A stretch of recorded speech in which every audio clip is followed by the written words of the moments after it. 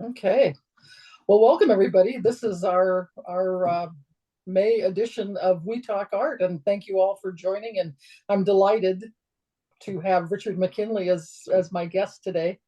I've long been an admirer of Richard's work and life of a pastelist. We'll see if you're delighted once we start chatting. Okay, well, I bet I still will be.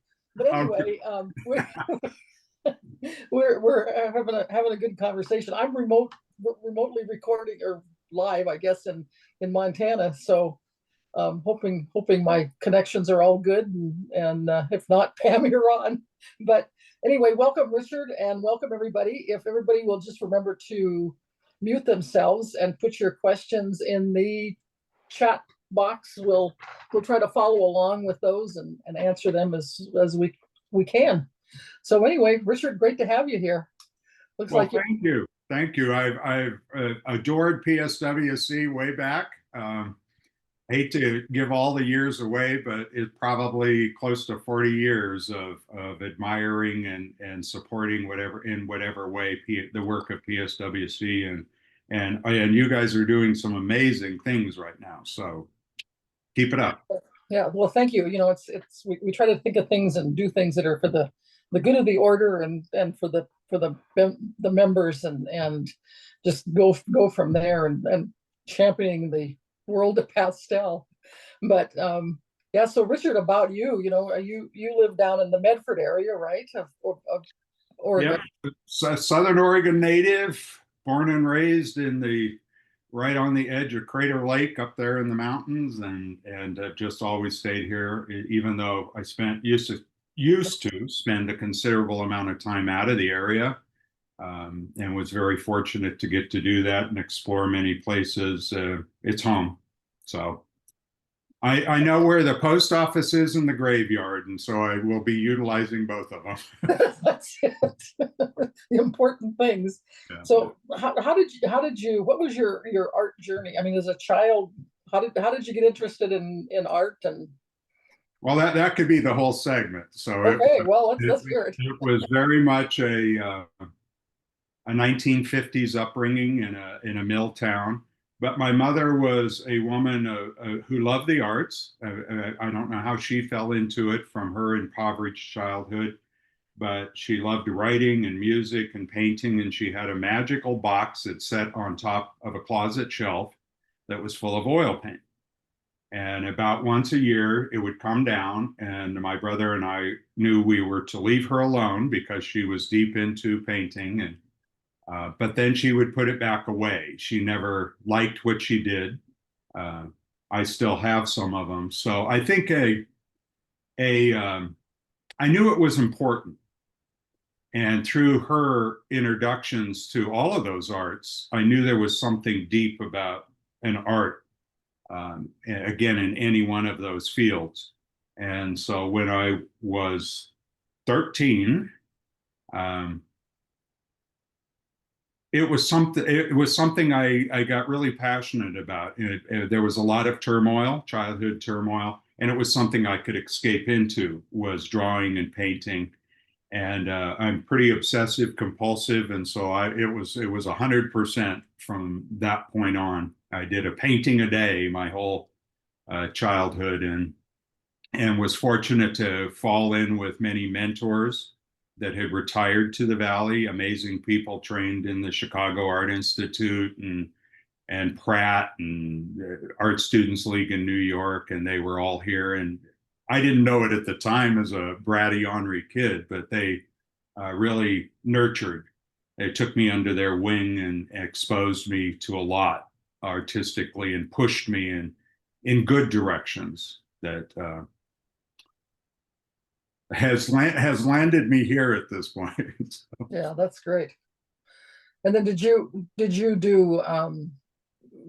to art school?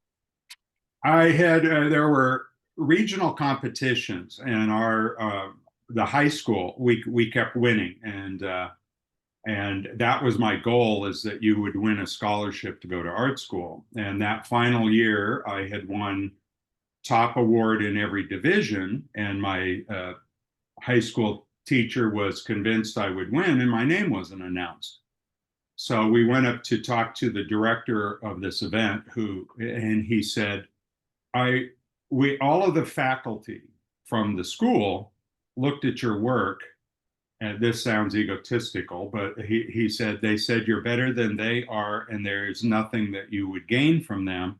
And they do not feel that you need to be pushed in any commercial art direction, which was the early 70s. That's the direction that I'd have landed in. They said, you're a fine artist. That's what you should pursue. It's not an easy life, but that is why you weren't given a scholarship. It'd be a waste of your time. It didn't feel flattering at the time because that was my escape, but I just kept pursuing fine art from that point on, making up as I go, so to speak, Bonnie. Yeah, yeah. Well, you know what? I think sometimes there's a benefit, I think, in that, because you're using your mind to, if you're an explorer at all, you're gonna figure something out. You know, you never miss an opportunity. It's like many of my friends, we all said, you stay up all night, you make it happen. So if somebody wanted that type of theme for a class, you figured it out, you educated yourself, and you did it. And then the benefit out of that end was, your craft. And once you know your craft, then you become the artist. So my early years, I was really more a painter and working in the craft of painting, and quickly got into pastel from one of those mentors who saw what I was doing and said, what you're doing in oil, you should try pastel. And from then on, it was those two mediums were what I pursued. Do you gravitate? I mean, is one medium, do you use one medium more for different subjects or different settings, if you will? Or do you typically always start doing a pastel and then maybe do an oil of it, or vice versa? Well, it's a really good question. I don't think about subject matter pertaining to a medium. I really paint the same way in both mediums. And that's been an interesting question over the years, is that, oil painters would tell me, established oil painter, having a hard time with pastel. And I said, because you're thinking about pastel, just paint, just make friends with the medium, but paint. And then a lot of pastelists that were well established would say, I need to work in oil for galleries. Again, back in the 70s and 80s and 90s, it was a tough market for pastel. And I said, you've just got to be you. You've got to paint the way you paint and learn to marry it to the medium you're working in. So I love them both.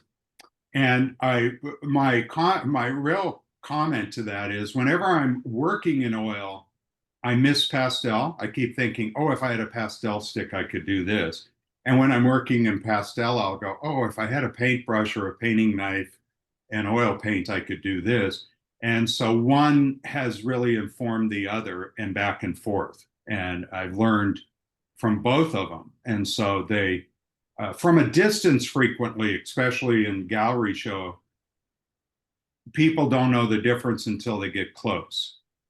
So that goes back to what I attempt to be, is just true to who I am as an artist. So until you get close, you then can see that it's a different medium. And it's just a goal. I think if you think about it and try to force it, then it doesn't come. And the other good thing would tie into that, Bonnie, is learn to play. Yeah. I think we so forget this, and we become dutiful little soldiers all the time in painting and learning and painting and learning and striving. But really just play, have fun with the medium and explore it. And when it's not precious, you learn a lot. So a really classic way, even as a pastelist, to learn about a new paper or a new brand of pastel comes out and you've never used it, is if you start an important project and you apply those things to it, you're going to be frustrated, because you've not acclimated yourself to them. So play. Take the piece of paper and just play, and don't make the subject you're painting that day precious, or something you're really passionate about. And by exploring it, you go, oh, this paper can do this, or this pastel stick can do this. And then you put it away and it becomes intuitive. And that's really the goal of anybody who paints, is that what we want to be is responsive. And to be responsive, you have to have intuition and not really live in your head, following directions. That's how we learn, right? We can follow a recipe, we can emulate an artist, we can follow a how-to program. Case in point, I could say I'm fascinated by this artist, so I acquire a video of them painting, or I watch a ton of demonstrations and make notes. When I go to do that, I'm emulating them. So what you're finding out is some of maybe their tricks or their approach to doing it. You discover what's comfortable and what's not comfortable. And all of that then becomes intuitive, so that when the game's afoot, like I know you're at a plein air event, you're out there. I mean, that's a whole other aspect, because the light's changing and the moment's there. You've got to respond. If Right. you're going, now, wait a minute, I put this next to this and then do this, you're lost. Game Yeah. over. Yeah, yeah. But Richard, you said something that I think is really, really important, and that is that don't make everything precious. Because The hardest thing, I'm going to laugh a lot through this. I have a very dark, wicked sense of humor. But it's an old tennis analogy that I love to tell people. It's like I embrace that, don't make it precious. When I was in my teens and early 20s, I loved tennis and still like the game. Just don't get to play it much. But I had friends and we'd meet to play. And we played a lot. And so I'd meet a friend of mine after work or whatever, and we'd meet at the courts, and we would both say, we're just going to hit the ball today. Because there's something so beautiful about hitting the ball, the sound, it sails across the net. There's just this beautiful dance to tennis. So we would, until there'd be a certain shot.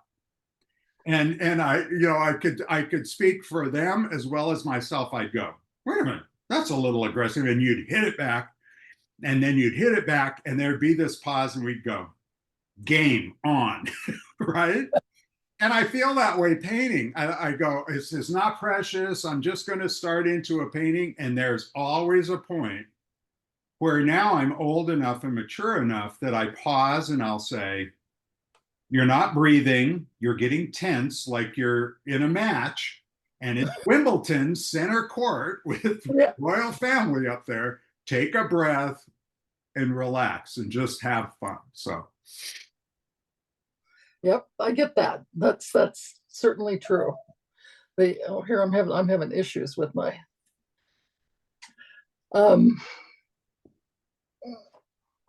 yeah, and so well, I'm glad to hear you say that too. And I think that when you're out there painting, or wherever it is, studio or out in the plein air too, it's a little bit about do things that you don't necessarily think. I mean, do you always have to use the exact brush that so-and-so used to paint clouds or something? Or maybe you just want to take a paper towel or an old rag and, spread some paint on like that or whatever, and so you learn when you do things like that, I think. And it's such a good thing. And to not become too predictable. Right. These were really good sage advice. Again, I feel very fortunate and humbled that I had a really good memory, and these people would say these things that in the moment I didn't remember as being important, but now they are. One of them, was very much that Richard, don't become predictable. And I'd go, but I'm working hard to have a style, right? Artists would so often, when I was teaching a lot, would say, well, you have a style and I don't feel I have a style. And I go, a style isn't something you buy. A style is something that ends up just coming out. So you, again, can work with somebody that you are drawn to. There's something about their work that feels right. It's like you're close to your voice. So you can emulate, but your style is yours. And the more that we forset. At plein air event, that was a funny remark I heard once. I admire you doing them.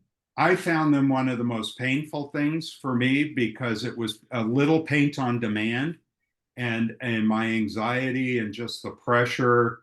You didn't want to let the institution down. You didn't, or the gallery that was hosting it and things. And so that always, I needed the luxury of time and space to just be me when I was doing it. But one of the last I was at, they'd all went to an iconic place in Carmel to paint, beautiful down in Point Lobos and China Cove. And when we got back, they were all put their paintings up and everybody was looking at them. And I heard this one legendary artist said, "Look at that. 100 paintings in one idea."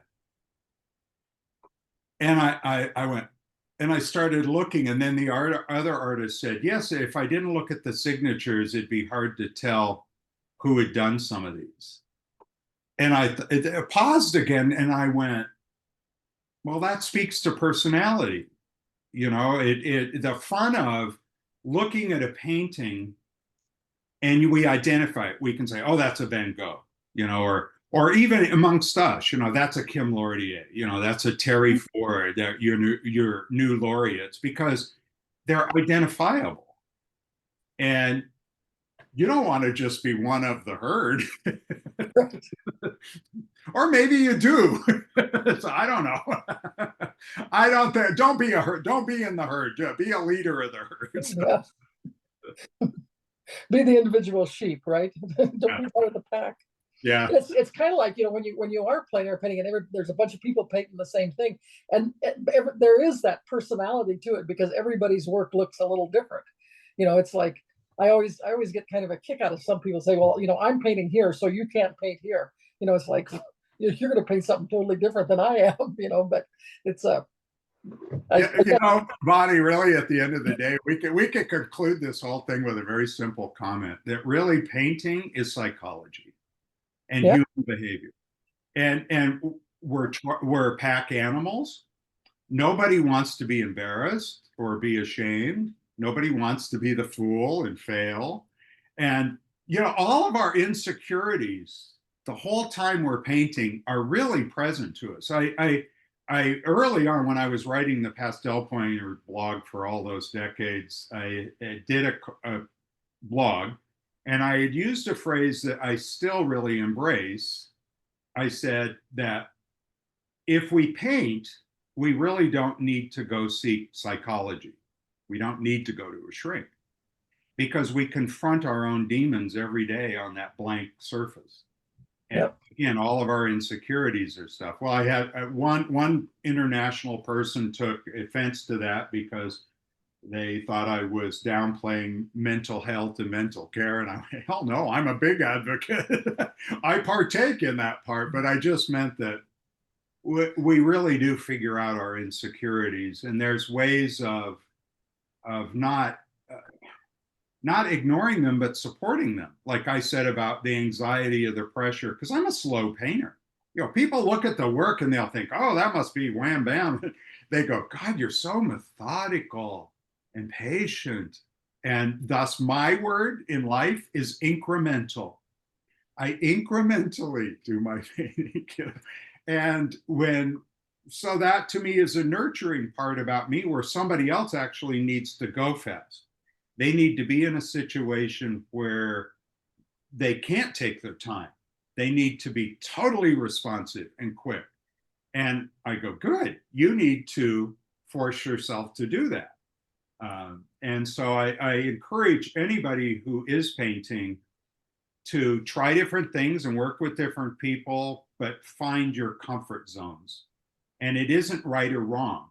You know, the guy that needs to go fast or the gal that can go slow, they're both correct. It's the end result. You know, we don't judge art by how long it took you to do it.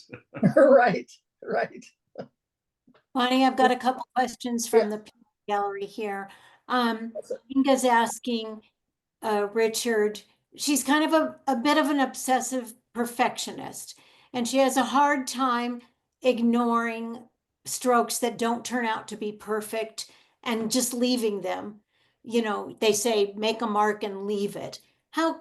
What suggestions do you have for her to be able to just kind of move on, leave the mark, move on?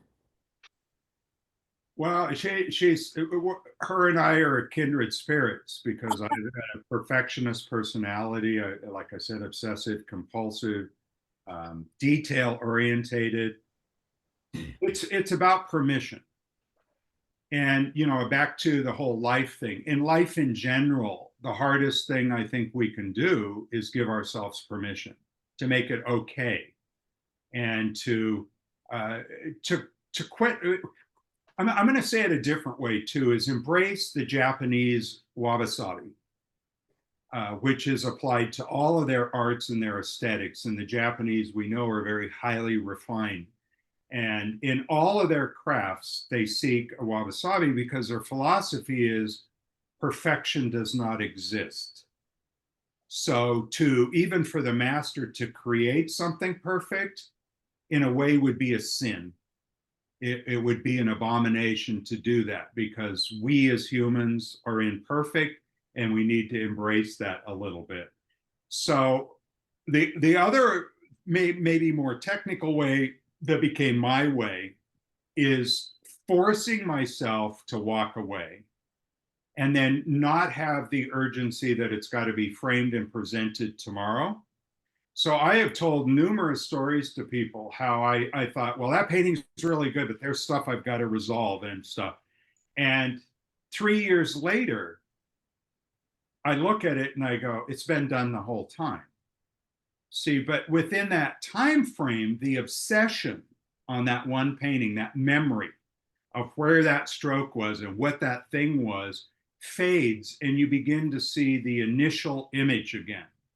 You see it the way the public does, which is you walk in anywhere, you see a painting. And that first impression is the most important. Another comment I've frequently said to students is go to a museum or look at an artist's work you greatly admire, and then pause and play a mental game and say, if that was on my easel, how would I feel? And you become like a different person. You start analyzing every stroke or every little smudge and stuff. And you go, oh, well, I'd fix that and I'd fix that and I'd fix that. And I go, whoa, I used to do this with my, I go, whoa, Richard, wait a minute. You love John Singer Sargent and you wish you could paint that well. So what you won't allow yourself what he allowed. And so I think that's the best advice is be kind to yourself.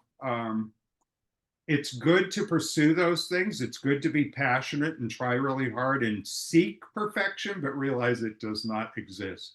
And you got to move on. Just move on and learn to be objective. And whatever that takes. You know, I used to write a lot about that and in books and in blogs and things because learning to be objective is the hardest part. And it married to accepting a compliment. I think that artists are very humble at their core, and if they're not, I don't like them. And so most artists, if you tell them, I love your painting, will then point out everything they think's wrong with their painting. So. Yeah, because you can, I'm sure, Richard, that you look at your art this way as well, but you know, you can, there's always something, when you look back at a painting that you've done and it was a good painting, and maybe a great painting, but there's always something like, oh, well, I could have done this. I could have done this. Well, we're so close to it. You know, we're so close to it. Right, it's right. Like meeting people. You know, our paintings are our children. We give birth to it. Yep. Through the good times, the bad times, the difficulties, the nightmares, whatever. So all of a sudden, the child becomes an adult. Someone meets them as an adult, and they have a completely different perspective than you do as a parent. You still love that adult, but you're going, now, wait a minute. When you were 3, remember when you know, and to me, that's every painting that I have. I mean, I go, well, I kind of liked you better before I did that, but now I'll do this. And so I look at it and there's that little bit of, of angst, like, oh, if I'd have just stopped. And I go, but you didn't. Yeah, you didn't. So there you go. So, Richard, I've long been an admirer of your workshops that you've done around the country. Are you thinking that you'll do more workshops again, or what's your teaching plans? It's a big question mark. I mean, life hands us what it hands us, and it's been a tough 5 years. And even up at the point of when COVID started the roller coaster of my life, it was a time to slow down a bit. And I love it. I would say about me, to split my personality and describe me, I have a hard time liking my paintings, but I'm passionate to say something with them.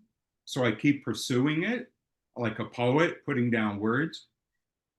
But the biggest thing for me was teaching, and not as a teacher, not as an artist, like, oh, look at what I can do, but as a coach. I Right. love artists that they're in that same game of wanting to get better, wanting to find some help or something. And so, all my mentors and those people never wanted me to become them as an artist, but to be the best they could be. And so I love being a coach. But I right now will probably not be teaching like I used to. There might be the little off thing, very comfortable places to go back to, old friends, locations, and artists. I love that connection. I know I've seen a couple here that we used to get together in Santa Barbara, and it was our family reunion. And I miss those interactions. But there's such a great generation of teachers out there right now, and so much good information. It's their turn to carry the torch. I think also that it's great to take workshops from a lot of different teachers, because you learn, it's like coaching. It's so important. But you can learn so much from different instructors, and maybe it's just how they present it. Artists, it's all the same. The rules are always the same, Yeah. regardless of who's teaching them. But it's really how it's presented, and coaching, I think, is like the great term. I think that your book Pastel Pointers that's such a great reference, and that was the first time that I learned about not having to mat a pastel and Mhm. framing it like plein air style, up against the glass, and I was so thankful that you presented that I, specifically. Ben, if my mother was around, she'd really love that I can finally say this. I'm probably very provocative in the art world, and there's a part of me that likes to challenge the norm. But I'm also, Ben, from the time I was a very small child, a mad scientist. And I think that some artists are and some artists aren't. Back to who we are as people. Experimenting is huge for me. If I had to go every day to the studio and do the same technique or process, even though the subject might be different in the message, I wouldn't paint. So like you said, the tenets are the same. That's kind of the big secret in art, really, is learn the tenets. They have not changed, and they're universal, and they won't change. And they've been delivered by many excellent people. How we apply them, how we approach them, and then what we do in technique, and becomes part of the personality in what we're doing. You said something really interesting. I'm a huge advocate of taste from the banquet available to us artistically. And PSWC and your efforts are part of how that's evolved. When I started, there were a couple publications, and availability to the arts was very limited, and books, a couple publishers publishing it. And then it kept expanding, and then pretty soon we could get VHS and Betamax tapes that became DVDs, and now digital downloads and live streams and all these things happening. But access to that was hard fought. And so our influence was very governed by our area. In fact, manufacturers would say they used to know where legendary artists were and where they were teaching, because their products and their influence, there was always a saturation of a need within that community, which I found fascinating, that they were aware of that demographically. Well, now it's universal. I mean, look at you. We're on Zoom and people can log in, whoever has the link, from anywhere. So the exposure to what's out there is fabulous. Stay curious. Don't be judgmental. It's fine to say, I'm not real fond of that. Never say you don't like it. Who are you? It's somebody else's artwork. Be curious. Figure out why they're doing it that way. But then when you find an instructor or a mentor or a coach that you click with, dive in for the long game, because that's the other thing that's changed, Jim. I was the bridge generation. So again, the 50s. Before that, you would submerge yourself. You would work at the Art Students League with a legend forever. You'd work with Daniel Green forever. You'd work with these people forever because you were developing. That very old school in Western art. That was the academies in Western art. It's what Sargent did. When he was young and he had filled his time in Italy, his mother said there's nowhere else for him to go. I'm taking him to Paris. He goes to Paris, he gets into the academies, he works with Carlos Duran, a legendary painter. You can see even the similarity in the brushwork at that time. And he works with him and develops. And then at a certain point, Carlos says, young man, you're on your own, you know? And so I do think, as beautiful as it is that we work with many people, and please keep doing it, everybody, and stay curious, it's also good to sometimes focus, because we've become a bit fragmented artistically. A funny phrase for me, maybe not for everybody. I used to call it the God of the month, because I would get a phone call from friends who would say, so what about, and it would be usually a product or something, you know, and I'd say, oh yeah, there was an article in the Pastel Journal and they're working on red paper, you know. And so all of a sudden I was going, but just be curious. You don't need to shift gears, you know, just because the community is doing that. You know, like plein air, which is just taken off. When I started, we painted on location. And we didn't use a pochade box, we used a sketch box. But now we paint en plein air with a pochade box. It's lovely. It's part of the French education of what came out of, you know, the Corot and de Bigny and the Barbizon school. But everybody then jumped ship to be a plein air artist. And I go, well, that's admirable, to work from life, to be informed from life. So you get into such interesting, right, kind of cult-like, it's got to begin and end on location to be a plein air painting. Really? You know, the legends, you know, Clyde Asfavig is working in his studio now. Glenna Hartman, as she aged and her health deteriorated, would go out on location and then back to her studio.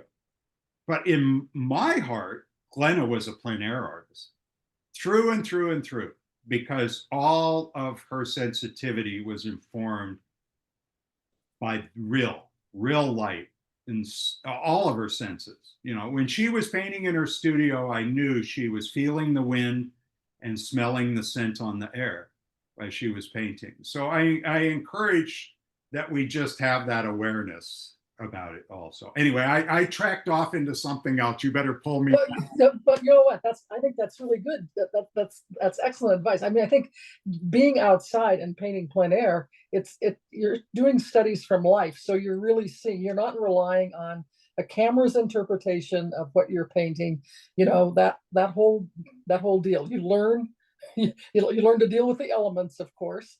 And but to know also that those paintings may not, that they're really truly studies, and of course, unless you're in a competition, but you know, they're studies and you learn from them. I think every time you go out and paint plein air, you're learning. That's such an interesting perspective, Bonnie, and good for you, because we don't know, we cannot even comprehend what life would be without photography. Right. It's been around for hundreds of years now. So our whole formation from childhood gets based on photography. And there's nothing wrong with that. It's a beautiful art form and it represents something real. But we begin when we're young and when we're new to painting, especially, the photograph is God. The photograph, because we're flawed and we can't really do things and stuff. And so the photograph has captured that and we rely on it in desperation. When you really work on location, like you're doing dutifully, it challenges all that because, like you said, it becomes a study and you're capturing the real essence and the nuance of light and movement. The ocean doesn't stand still and the grass is blowing in the breeze and the light is shifting. When you mature later, you glance at a photograph and those memories. So it was an interesting shift when I was really young. I mean, the photograph, right? The accuracy. Oh, I've got to get this right, got to get this right. And the photograph was what I compared it to. I did it accurately. I graduated. And then you work on location and you're going, this is tough because you've got to be open to that sensation. Now, if I put up a photograph, I did probably 10 years ago, IAPS had an exhibition at Salamangundi Club, and I've been a long-time member and have taught there and done things. And they wanted to have a live demonstration that evening. So I had a photograph and the painting I was doing and was demonstrating. And this man had been at a previous event and he came back up and he said, I love watching you. He said, you talk the whole time and yet I know you're not really even listening to yourself and what you're doing. But he said, I look at your reference and I would never know if I saw that painting, that was your reference. And I looked at him and it was the first time it clicked in my head. I said, all that photograph is a memory. It's like a piece of music that you carry around in your head. And I go, when I look at the photograph, it reminds me of that place. And I'm present there again and I'm painting. And I want to encourage people to go, you got to go through the process of learning how to be accurate, use your products, be a good craftsman, then open yourself up to being sensitive to real, and then just realize your prize later on is that you get to rely on memory. So.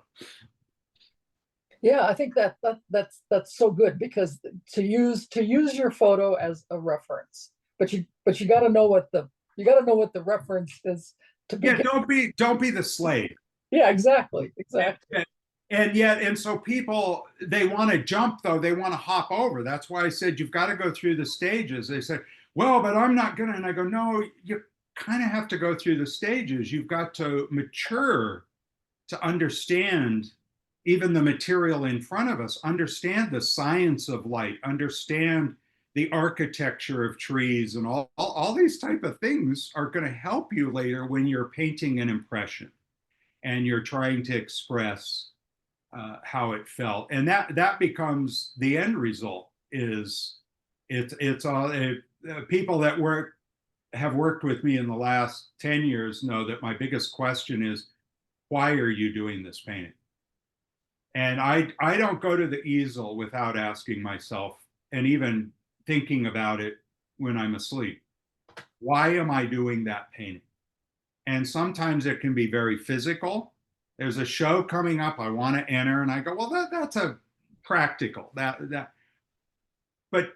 emotionally, why is this subject? And when we're insecure, we'll talk ourselves out of what we're meant to do. Mm-hmm. We'll follow the herd. It's like, well, I shouldn't paint this. That's kind of stupid. Connie Smith, who's, on the board of IAPS right now, and I know a lot of you know her work. She's out there. She's out of Texas. I've known Connie a long time. And one of the second little workshops Connie came to, I was teaching up in Abiquiu, I have many favorite places, but I do love the land of Georgia O'Keeffe up there. And we painted all morning along the Chama River, and I knew a spot to bring the group up by the Yellow Cliffs, the iconic Yellow Cliffs. Mm-hmm. And we got there, and it was late afternoon in typical New Mexico. Kind of storm clouds were building in the afternoon. A little electric storm was coming, and it was just great tension in the air.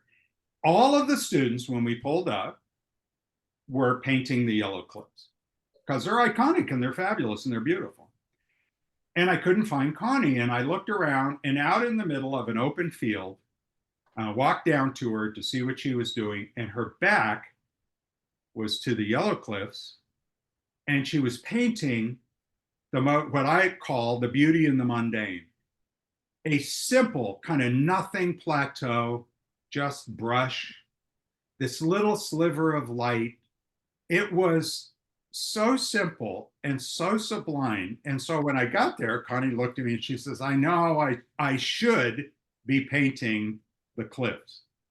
And I said, no, you should be painting what you're painting. You know, so could and should, Connie. I mean, follow that muse. Don't ever talk yourself out of following that inner voice. That please, that's the biggest gift artists give us, is that the way they see and what struck them. So Yep, absolutely. So Richard, what do you've got some images I'm pretty sure that you want to share with us that I do. So if you're ready, I will do it. Okay. Let's do it.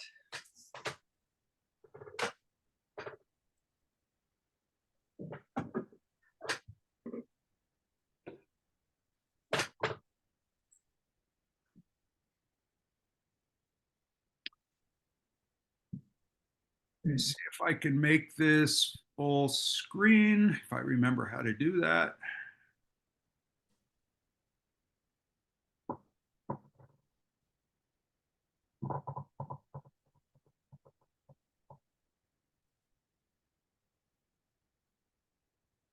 So hopefully you're seeing a painting. Yep. Give me a thumbs up, Bonnie. You see it? It's up. Okay. So I'm actually starting with a very kind of, for me, somewhat controversial painting. And this occurred 4 years ago. So in the complete COVID shutdown, a devastating fire that was on the national news swept through the Rogue River Valley here where I live. And the Alameda fire. And it took out 3,000 homes, displaced over 10,000 people, and it was apocalyptic for us. We'd never experienced anything like this within about 45 minutes. And Phoenix, the little town just south of me, and I had lived there at one point, was a just idyllic little old Route 99 little town, and there was a little old hotel called the Phoenix Motel that was a little old motor in there. I still own a piece of property in Phoenix, and they would not let us go back in once the fire was even under control for about better part of a week because of the hazardous waste. When they did, we walked in. And I'm walking in totally expecting to find my place gone. They're devastated. It was just still emotionally hard to grapple with what I saw because all of my memories from childhood were of that route and the landmarks and what everything looked like, and even as it had developed over time. My house survived. We don't know how, 2 or 3 of us in that little downtown area did. But when I came back out, there was this image. And I just took my phone and I grabbed a bunch of reference photos because the sign had somewhat melted and tipped, but the whole structure was gone. It was just a pile of rubble. The trees in the back were still kind of smoking and things coming up from it. And so about a year later, Jimmy Wright reached out to me, and he was doing, for their magazine, the Pastelagram at the time, challenges to artists. And he said, I know that how devastating that fire was. I want you to do a painting of that fire. And I said, oh, Jimmy, I'm known as a romantic. I paint romantic scenes. So, you know, I'm really exposing myself to all of you now, but I really am. I'm a big marshmallow, and I like romance and impressionistic and poetry and moody and things in a painting. And he said, no, I really, I think it would be good for you. And so begrudgingly, I put up the reference material and I started, and the painting just flowed. It was one of the easiest paintings. It just came out and it came from the gut. And it's a simple painting. It's just a little 12 by 16. He used it for the article, and then I exhibited it quite a bit. And now I've kept it, and it's hanging um, for myself to be reminded of how, as artists, we can go deeper. And the scars and the things, like good writing is often informed by the things that none of us may ever want to relive, those memories and those tragedies. But that's what makes us human. You know, Right. if we don't experience tragedy, how do we know what's joy? So again, just a comment about this piece is it was done with a watercolor underpainting, which I was famous for. You can all research that and find all my techniques are online, and others have done them much better than me. And then bits and pieces and slivers of the pastel. But it was a good reminder for me in 2021 that you could not always just paint from the heart, but sometimes paint from the gut and confront things you didn't want to confront, and maybe something beautiful can come out of it. Yeah, that's a very interesting painting. This painting is done from another area. When I did my second book, the coffee table book, the 100 landscape paintings of Richard McKinley in oil and pastel. Jamie Markle, longtime friend, he was the head art publisher at F&W. We still stay in touch. Of course, Ann Hebner's still there, and just like a sister. But when I got to the end of the chapters in the book kind of became themed about the important stages artistically around the landscape and the things that inform it. The last chapter, it was clear to me, and how I wrote the book was by looking at my paintings. Ann Hebner told me a long time ago, she used a kind of writers and actors phrase. She said, you need a hook to know, and then you're off and running. So when I did that project, I looked at thousands of paintings, and all of a sudden they could be organized to make sense. And the last chapter became Old Friends. And Old Friends were about locations that I had not planned to go back to over and over again, but I ended up going back to over and over again. And an intimacy gets formed. So here where I live, they were the irrigation canals that fed the pear industry of Harry and David and the other iconic orchard providers here in the valley.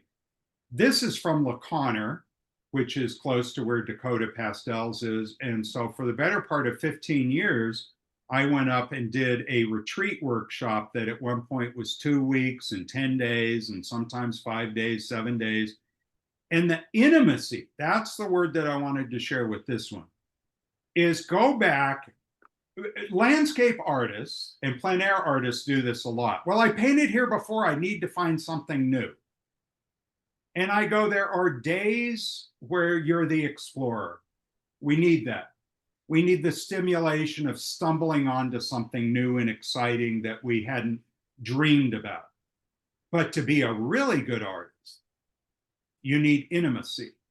And that's with familiarity. You're not painting the same thing. You're different, it's different, the day's different. So that this painting and this one, I love breaking rules. I broke a compositional rule. I actually put the center of interest way over in that upper right-hand area. And then through orchestration, and I also felt this is kind of a classic example of my underpainting. This was an oil underpainting. Again, it's out there in the Pointers book. And my process. So there you go about that one. This is a recent painting, and at one point I was just going to show you, I am finishing, I featured along with Barbara Janicki and a acrylic artist friend of mine at the Mockingbird Gallery, were the three featured artists. And all of my work for that exhibit, by and large, was pretty dark and pretty moody, extremely toneless, which is, of all the isms, my favorite ism. Emil Carlson is a god to me as a painter, and Burge Harrison. And I love art and art history and get a lot from all of the movements, all of them. But there's something about tonalism and the tonalist painter's connection to the landscape and the atmosphere. Atmosphere is profound for me. I want distance and air and space.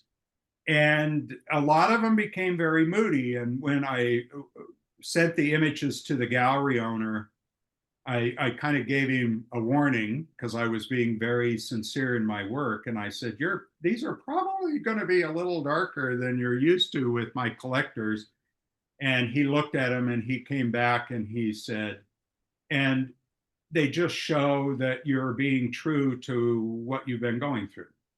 So this was one of them. So Richard, let me interrupt you. That is this some of the work that's at the Mockingbird in Bend right now? Yes. Yeah, Okay.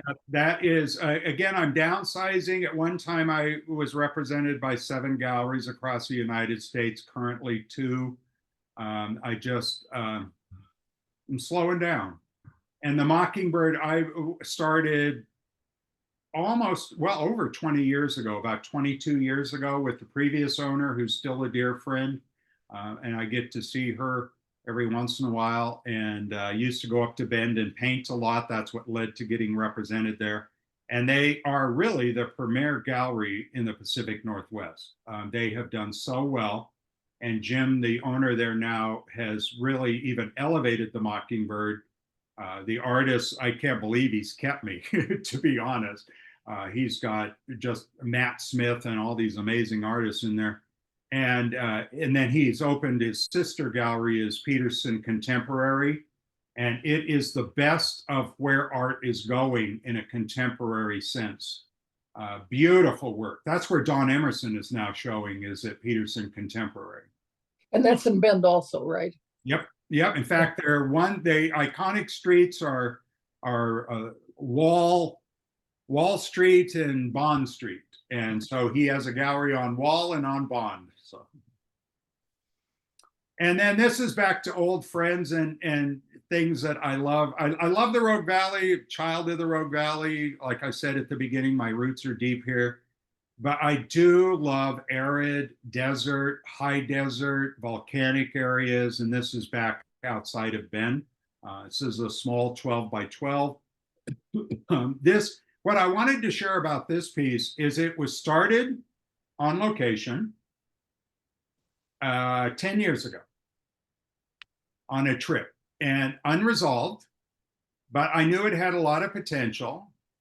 And I had the frame and all the stuff there. And so when I was getting ready for this exhibition and being kind to myself and not pushing myself too hard, I was going through works, and this one stopped me. I liked the composition, the big shapes. This is more intimate. Most of my paintings are more about distance, and this one was more in my face and intimate. So on the easel it went, and I finished it. So anyway, sometimes it takes 10 years. This is one of the recent works, and the interesting part with this is back to my techniques. I have so many, and God knows what may evolve, if how much I live and keep going at this game, what might come out of it. But over all the years, one of the techniques that evolved for me is something I call Pastel Impasto. And I love to see, after kind of introducing it to the community, because it's different than just random texture. Random texture on a pastel service has been around a long time, goes way back to when all of us were making our own papers. But impasto painting is strength for an oil painter. Oil painters know how to use, at the end, thick, bold applications of paint to create a dramatic moment that is based in the texture of the paint application. And again, iconic impasto oil painters, it's just magnificent to see what they do at the end. It's another tool in the chest of what is there. Being an old oil painter, about, I don't know, this is about 15 years ago that I got on a whim to start playing with texture in a different way for pastel. And born out of it was this thing I called Pastel Impasto. So it's done earlier in the painting, although there are things that can be done later around that. We even shot a little video for, now it's Peak Media, where I played with doing this. So to me, what is the difference? It's strategic. That where I place the texture in the water and the texture to indicate hints of old reeds, but it has to be married throughout the painting like a good oil painting. So even up here in the sky, there's hints of texture. So it's not universally placed. It's not just placed to be something. That's a trick. That's like TV painting. You know, to say, oh, the tree has leaves, so I'm going to go poke, poke, poke, poke, poke all over my painting so that I can have leaves. It is marrying the texture often to the character of an area, but it's also a visual phenomenon. And I love this. And a lot of my recent work, I've been playing with this again. Also, of note about this painting, more as encouragement. Trust me, I'm not a genius. I don't know anything. God didn't hit me in the head and tell me how to do any of this. It's through playing and having fun. But this subject matter was daylight midday.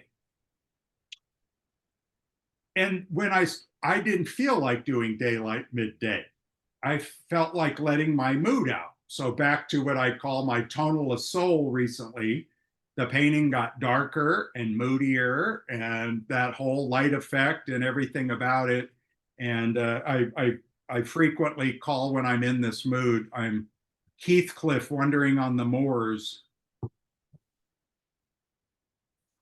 I love the rhythm and texture and movement. I think paintings, if we really get into the dance, and that's what the title of this painting was, Field Dance, this was actually done mostly on location. A couple little strokes finished back in the studio. But listen to your subject. Don't always be the boss. I know these are corny, kind of cliche-ish comments to make, but if we allow ourselves to listen to the landscape, there was a comment used in poetry that probably stuck with me and why I think of it this way. It was, poets hear the mermaids sing at the edge of the shore. And, you know, a lot of us go to the edge of the shore and we can be moved by the grandeur of the ocean and the beauty of the day, but a poet hears the mermaids sing. And I think as artists, when we find our subject matters and we find those places and the things that excite us, when I would travel to do a workshop, I overheard this at IEPS many years ago, made me laugh. I was in another aisle at the vendor fair. They didn't know I could hear him. And somebody said, we've got Richard coming for a workshop. And we're worried. What should we show him to paint? And this person said, oh, he's easy. Show him an open field of wild grass. Show him a marsh, a swamp, a ditch, and he'll be happy. And I laughed, and I said, I hear you.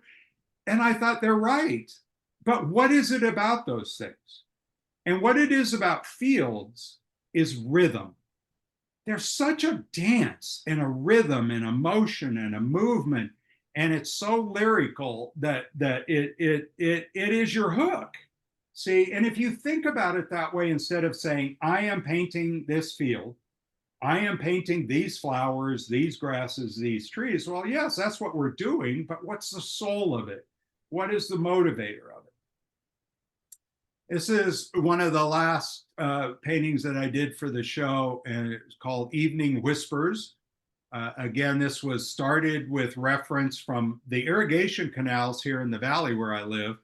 another daylight that I made very dark and moody, and utilized the texture. So but I actually did that. This is a little bit larger for me. This 16 by 20. I know for a lot of you that might seem small. I rarely paint over 18 by 24. I've had occasion, but rarely. I like almost to be intimate with my paintings. Who knows why? Maybe because I was a myopic child and so nearsighted that I prefer to be close to things. But this painting had some interesting evolutions, and the final resolve was embracing the impasto stroke that ran through the tree.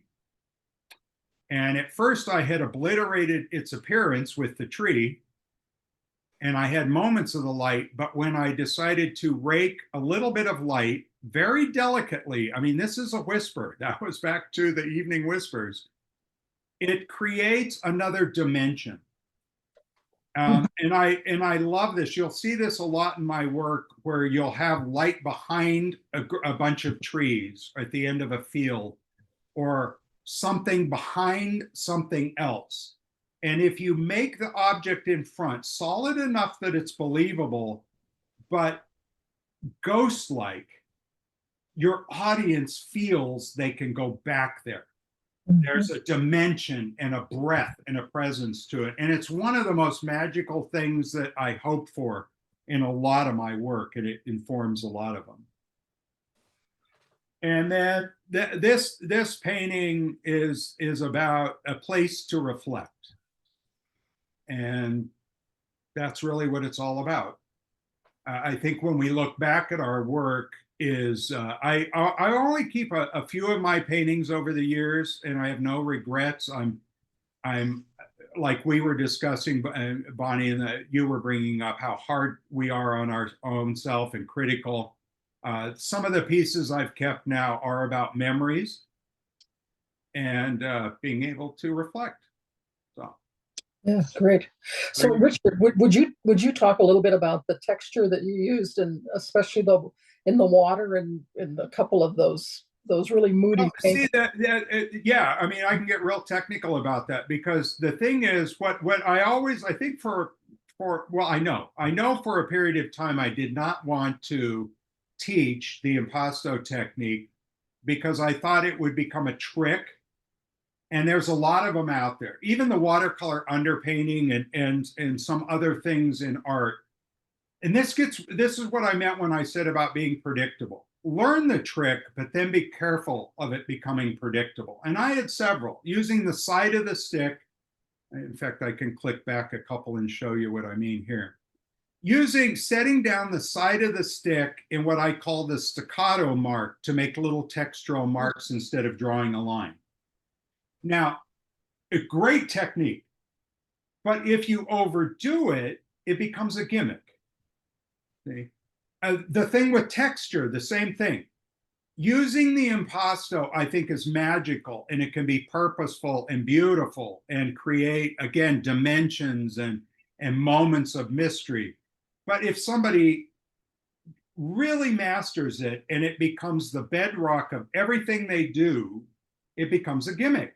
And it becomes predictable, and we get turned off with it. The same with a watercolor underpainting, and I like to change it up. Now, the thing about texture is texture is visual, so I can create the same texture in this water. This painting has no impasto, so we do it with value, light and dark, right?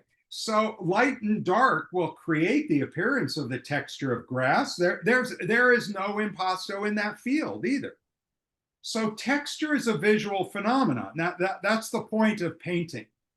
Another comment I really love is, all of you artists are magicians. It's a magic show. We're not really painting a tree and rocks and water and clouds.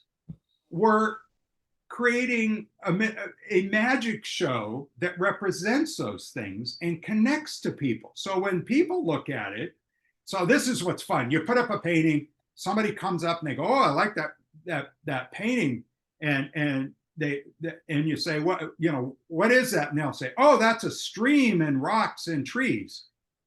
And I go, "No, It's pigment on paper. That's what it is. And that's a good thing for us to remember, is that you're all magicians. So we learn the tricks, we learn our craft. You know, if I wanted to be a magician, I'd go to the best magicians and have them show me that they weren't sawing the lady in half, but it appeared they did, and how it worked, how it all worked. And you practice it, you get the sleight of hand really good in your hand, and then you go back and you put on your show. And we are never the audience, we're the magician. So when we look at our work, we know the magic involved. In a way, it takes away some of the greatness of it. But the audience, it's the experience. And that's where the feedback becomes really important, is, did it connect? You know, was it successful? And an old mentor once told me, he said, learn to not listen to what comes out of their mouth, watch their eyes. When they can't take their eyes off your painting, you've made a connection. Mm-hmm. That really lingered. I mean, who doesn't like compliments? I, along with everybody else, do. But if I'm around my work and somebody's looking at it, like at a gallery opening or something, you know, you've made a connection by how they pause and linger and come back and are looking at your work. So that's all I brought to show you. Well, those are all great examples of your great work. You know, Richard, when you judged the last member show for the PSWC, and then you gave an artist or a judge's talk, there were so many great tips and words of wisdom that you presented in that I'm pretty sure, Pam, you can chime in here, but I think that's recorded, is it not, Pam? Oh, yeah, and it's had so a lot of people have commented on how valuable those comments were and how much they gained from watching that, whether or not they had a piece in the show even. Yeah, I think that was such a helpful and such a great thing to offer the organization, and for the artists that listen to that. I mean, it's one that you know you can go back and you can glean from that. Just so many good notes to keep in your mind. So I just wanted to thank you for that. And I want to thank you for your time today too, Richard. And if you have anything that you want to add as words of advice or whatever you want to call it. I'll just conclude with the old classic. It seems like a downer, but it's the truth. None of you ever graduate. None of you ever win. One day you're being inducted as Pastel Laureate at PSWC, and the next day you're an idiot in front of a blank piece of paper. That is the life of an artist. And so you can, you know, learn, strengthen your painting muscles and learn and keep growing and stuff, but find that joy. Many years ago, painting at a plein air event in La Quinta and down in Palm Springs, artists would all meet in the evening for dinner, usually inexpensive, being artists. And we were sitting around talking, and the conversation came down to why we painted. And everybody went around, they were talking about why they were painting. It was very informative. And it got to an artist who paused and took a breath and said, the day I realized that if I never sold a painting, I never got accepted in a show, I would still paint, is the day I really began to paint.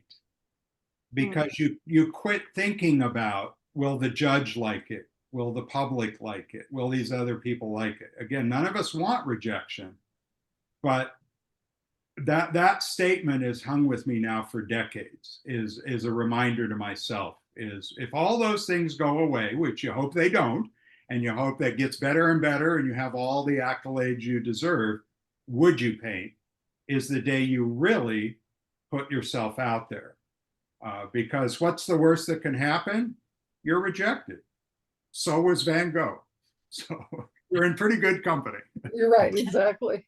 You know, but there was one question, Richard, that came up on the the chat box. It says, as a professional artist, what percentage of time is spent marketing your art, and has that changed over time?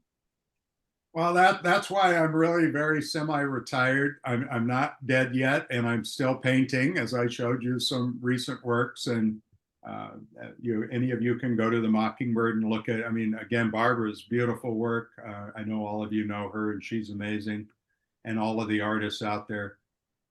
Yeah, I mean that is, I would say, God bless the artist that has a team. My joke always was, it's good to be Oprah. She has people. And so artists that have that ability to have staff and people are often going to be a little more easy in success because they can cast a wider net.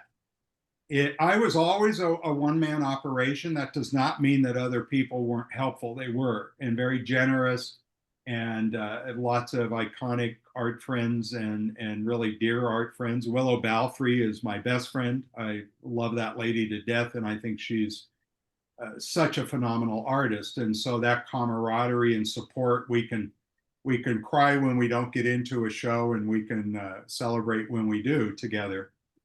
But that point of, how would I say this? Sounds like a discourager too. I don't know how people are doing it now. When I started out, it was print.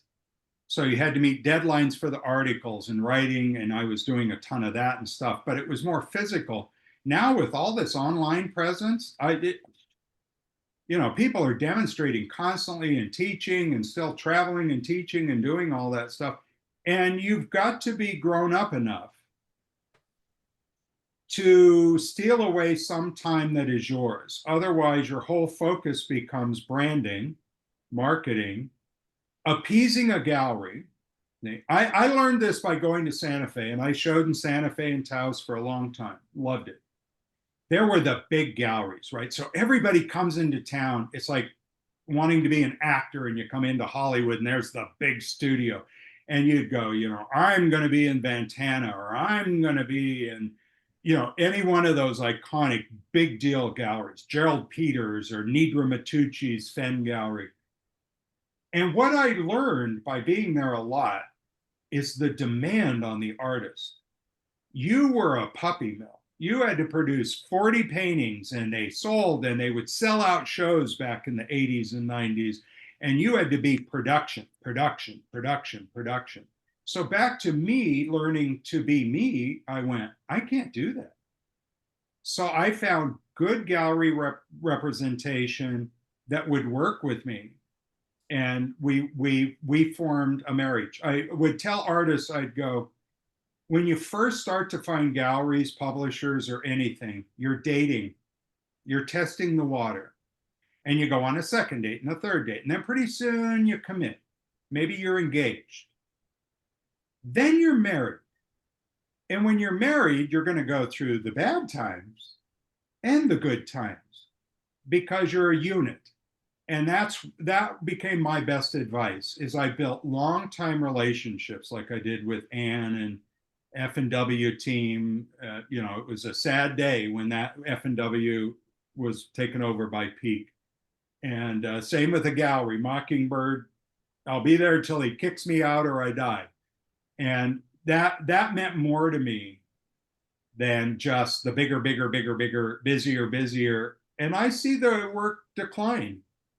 I mean, we all see it pretty soon. You're just cranking out work. And, this goes back to being a judge and a juror. You can recognize people's work. And you start to ask yourself, is this their best work? Because I know their work. And you start to notice it's good work, it's competent work, but they're not growing. They're not going anywhere. They're predictable.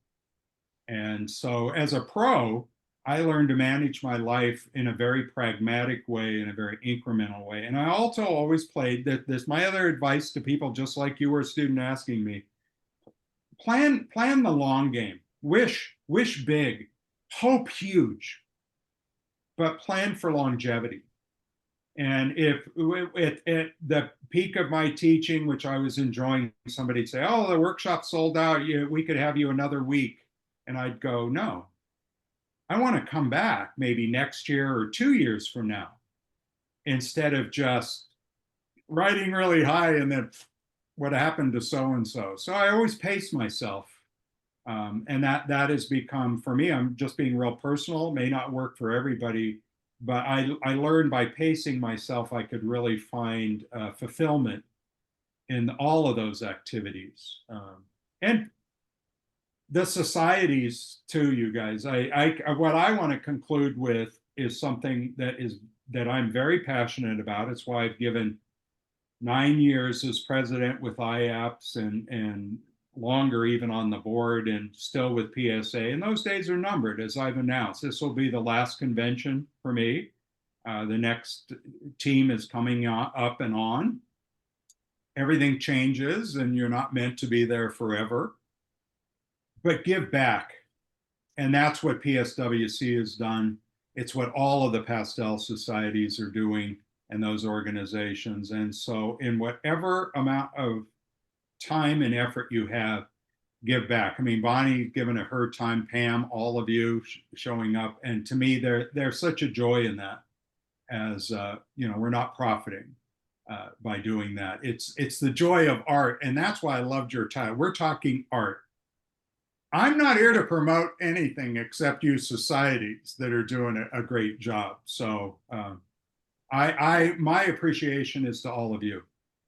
Oh. Showing up, keep putting your work out there, because that's what's fun. Is even me on Facebook every morning cruising to see what's flipping around on Facebook. Yeah. So Richard, Chris, I think, speaks for all of us when she says that you're an amazing thinker. Your words apply not just to art, but to so many other aspects of life. So very valuable thoughts to share with us. And I have to say, because I know you were peeking over at the comments, I'm going to be getting a lot of pressure from people to figure out how to bring Richard McKinley one last time down further on the coast down here to California for maybe one last hurrah workshop somehow. They're going to be twisting my arm, Richard. You're going to have to save me. Well, as I mentioned, it's lower expectations, and I love the coastline of California, and I want to support the organization. So in any way that I'm physically and capable of doing, I'm happy to step up. But my days of going 100 miles an hour were legendary, as my mother used to say. And they've caught up with me. I hit a wall. So we respect that. Thank you for your time, Richard. We really appreciate it.